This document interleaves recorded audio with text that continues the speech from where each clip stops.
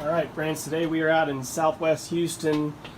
Got another job here for the Gables, I don't know what they call this one. Gables Tanglewood was where I did that open air colony on the 8th floor balcony a couple weeks ago, and now I've got one here in this column. Different development, so I said I'll do this.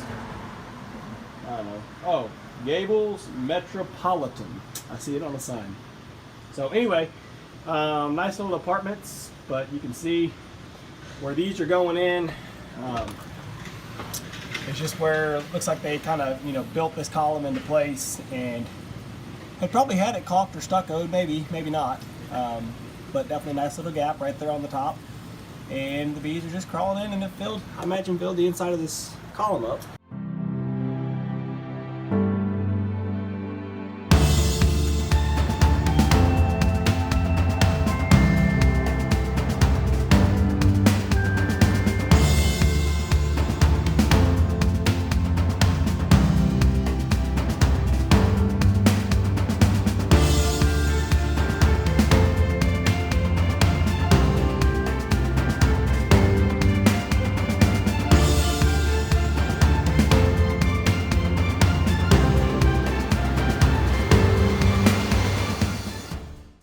I don't think they're going to be up in the soffit above. I'm fingers crossed.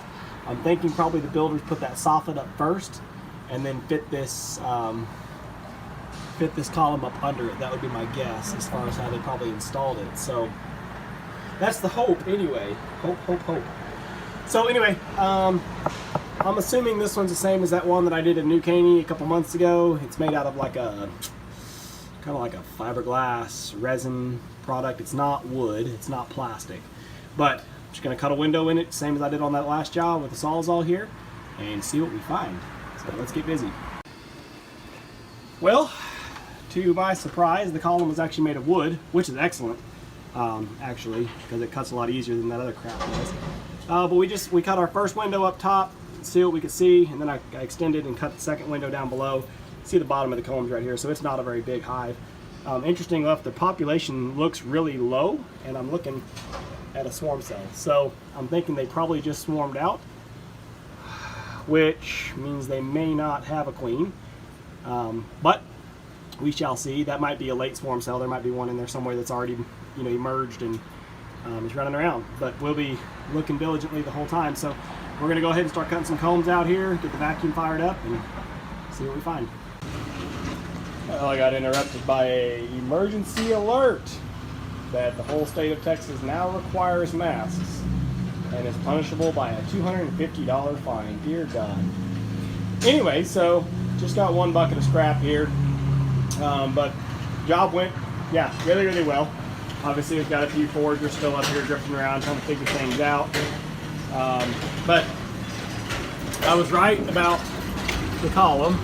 It's just right, you can look up inside there, it's got a good solid top on it, but we got it all scraped out nice and clean. So all they'll have to do on the repairs is patch these two pieces back in, putty, sand, paint, and make sure they run some sort of seal up there so the bees don't just move right back in. But hey, if they don't do that, not my problem. No, I don't know where the maintenance guy went. He was here and talked to me for a minute, and then he ran off. He said he was going to come back and check on me, but I'm not going to stand around and wait for him. So I will, I suppose I'll check out with the ladies out front and give them my card and tell them he can call me if he has any questions. I did leave him one little scrap of honey, but I don't know if I want to leave that sitting out here on the balcony just inviting more bees, so I'll probably take that with me, I guess. I was hoping he'd come back. He asked for the honey, and I was really I want to get it for him, but I don't want to leave that there all day for the ants and everything else. Anyway, we're all done on this one. Happy to have done it. I think I was here for about an hour and a half. So pretty quick, pretty simple. Headed home.